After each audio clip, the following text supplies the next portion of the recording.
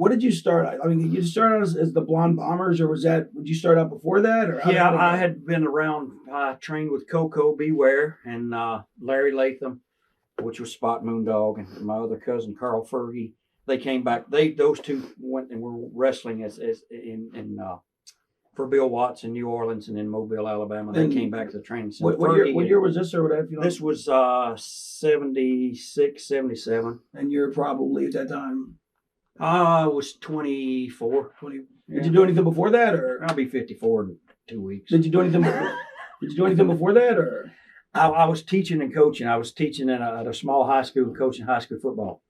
But I had dabbled around with the wrestling because a couple of my buddies from college were doing it, and one of them was getting some little play with Lawler on TV because he was a big power lifter and a football player. You and Lawler were cousins, right? Yeah. And so he was getting a little play on television and doing okay with it. And were you close cousins, or just kind of just once one a of year? Those once a year. If it was once he got in the wrestling business, he wasn't around very much at all. Right. And it was one of those things where they lived 60, 70 miles away. It was maybe get together at Easter, or maybe get together for one holiday or something. So not one of those close knit things, but still, you think that if you and I are first cousins and you come to work for me, why would I try to destroy you? Why would I try to? So you guys are like you on your money. So you guys are like Mickey Gilley, Jerry Lee Lewis, and Jimmy Swaggart of the wrestling business. That's a good analogy. Yeah, that's a real good analogy. But it's never been anything personal. It's always been professional. Right. I mean, I could once I understood and started to learn the business, I knew I could never work for them, wrestle for them again, and I really did never go back and wrestle for them again. But you guys had that legendary casino brawl, right? The Tupelo concession stand that actually created ECW. Yes, it created hardcore, but we did something that the hardcore guys obviously never understood. So selling, we did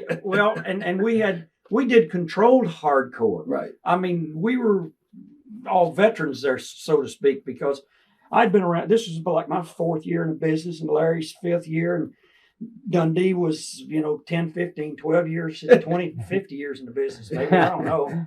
Bill's a great guy. Lawler had been around for 15 years at that point, 20 years. And so it was one of those things where we had a great chemistry, the four of us in the ring.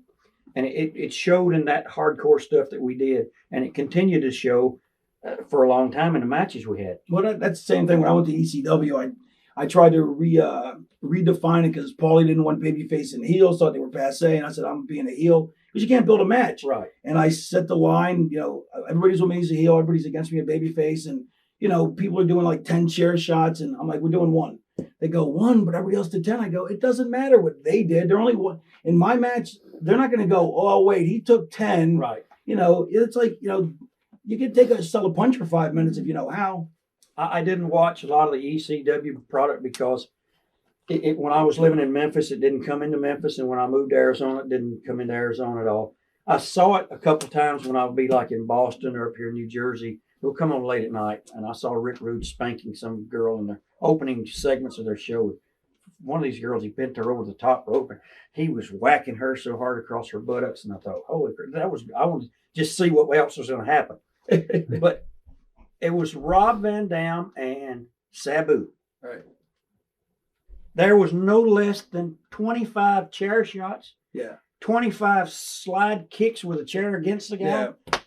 Yeah. It just went on and on until it was like, when are they going to stop this? Well, that's how like the cruiserweight matches now. Nobody sells anything. It drives me insane. And they come to the back and I'm like, I don't even get it. I go, and I try and use movie analogies for them. Like I was watching, this is my new one I'm going to use.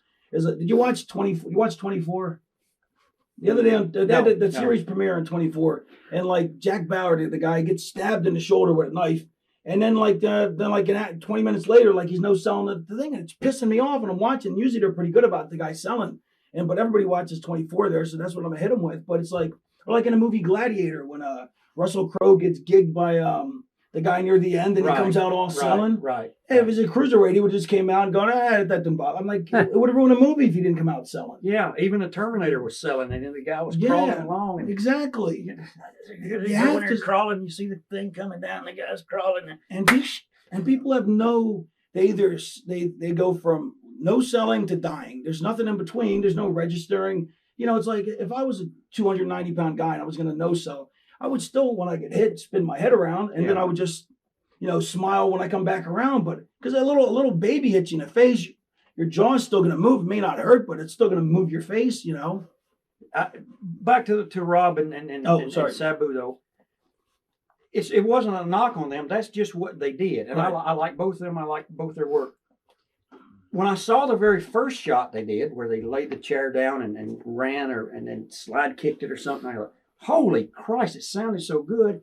But then it just kept on. Yeah. But that's how that show was structured. That's what you guys except were doing. For my stuff. I say except for my stuff, because I made sure, but I made sure it wasn't, because to me, I always felt that, first of all, I did half as much stuff as everybody else.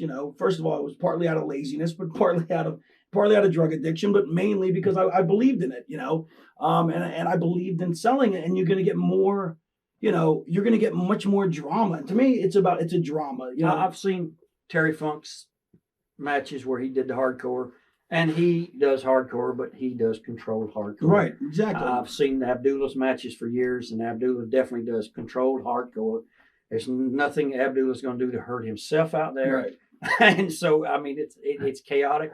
It's entertaining, but it's a control situation.